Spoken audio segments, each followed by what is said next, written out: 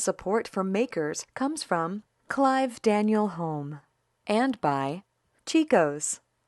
We came from relatively poor people, parents who worked 2-3 jobs. The arts weren't exactly a high priority on their list as far as formal education.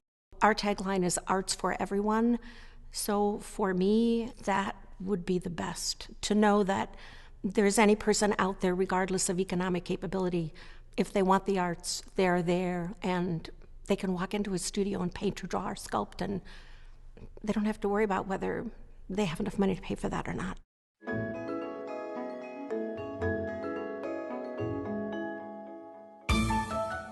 I taught myself how to draw from direct observation using paper that my mom brought home from work. And I had lines and printed material all over it, and I just drew right on top of that, and it didn't make any difference to me because I had these colored pencils and crayons, and I drew.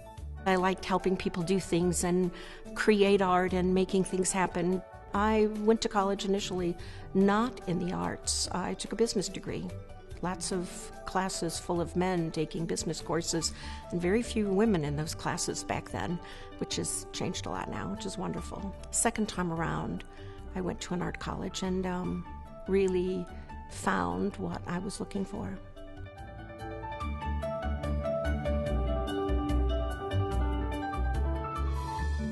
It was quite an undertaking, changing everything around, turning your life inside out. But I ended up with a Bachelor of Fine Arts degree, an MA in Art History, Master of Fine Arts degree. I have a nonprofit business degree, which I added on when I decided I wanted to do business administration in the nonprofit world in museums. It's because I was an older student and my moment of time, my sense of time was different than a young person right out of high school. I wanted to sort of gobble up everything that I could, and it was all there, and I just wanted to try everything. So I moved back and forth between painting and 3D arts and clay and sculpture. I pretty much ended up a painter, abstract work. I was exhibiting my work, and I just thought we were just going to roll on with that. And he raised a very interesting question. He said, this is a very transitional time for me. This is an opportunity that we might be able to relocate, and I might be able to do something else. And you make art, and you teach, and you lecture. Who's to say you have to do that in Chicago?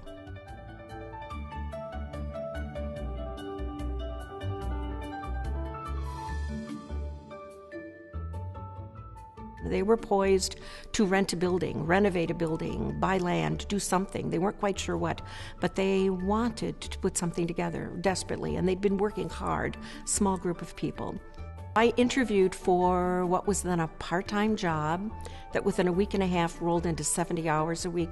We wrote a lot of grants, and we bought this land. Some was donated to us, and probably one of the most thrilling moments was, and I look back on these photos and I think about it, is all of us in a row with these hard hats on and these shovels, and the mayor and everyone throwing out that first shovel of dirt before they built a 10-acre campus that now has buildings dedicated to all kinds of things: sculpture, drawing, metal, painting, animation, clay.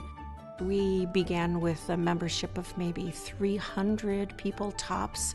We're now pushing 1,800 members.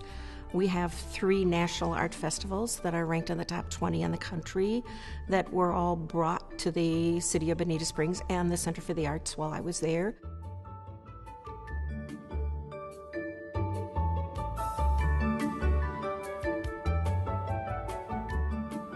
We know that there are a lot of women artists, but are there more women in museums? Are there more women running galleries? Are there more women in art law and in art business administration, running 501c3 nonprofits? Not very many of those. I think women seem to look more holistically at things. I've sort of noticed that more in the arts probably than any other field. We do seem to look more at the big picture, and in the arts particularly, when all the balls are bouncing in the air at the same time, and you've got to be moving around like a juggler and catch them all, that holistic vision comes in handy a lot. The best advice I've ever received was just be who you are and roll up your sleeves and do a great job.